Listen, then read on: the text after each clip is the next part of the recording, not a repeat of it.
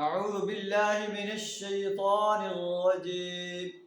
بسم الله الرحمن الرحيم.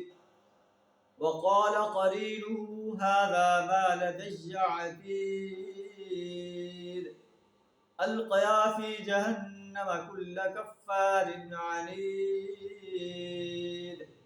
مناع للخير معتد مريب. صدق اللہ العظیم.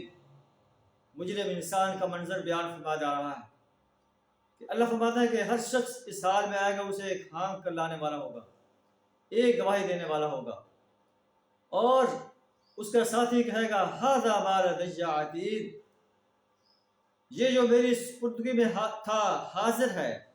اللہ حکم دے گا القیا فی جہنم کل کفار عنید، پھینک دو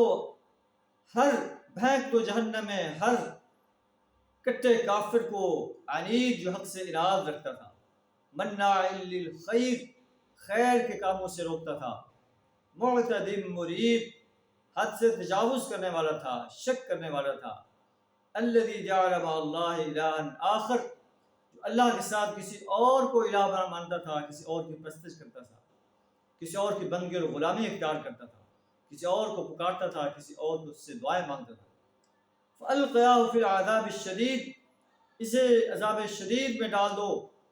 اس کا ساتھی کہے گا، لگتا ہے کہ یہ شیطان ہوگا، رَبَّنَا مَا أَطْغَيْتُهُ وَلَكِنْ كَانَ فِي ضَلَالٍ بَعِيدٍ، اے میرے رب میں نے اسے گمراہ نہیں کیا تھا بلکہ یہ خود دور کی گمراہی میں پڑا ہوا تھا.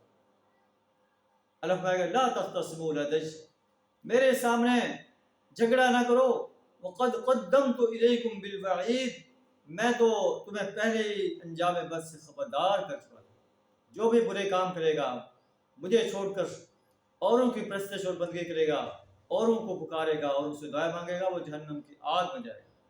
ما یبدل القول لدی وما انا بظلام للعبید، میرے ہاں بات پلٹی نہیں جاتی اور میں اپنے بندوں پر ظلم کرنے والا نہیں ہوں.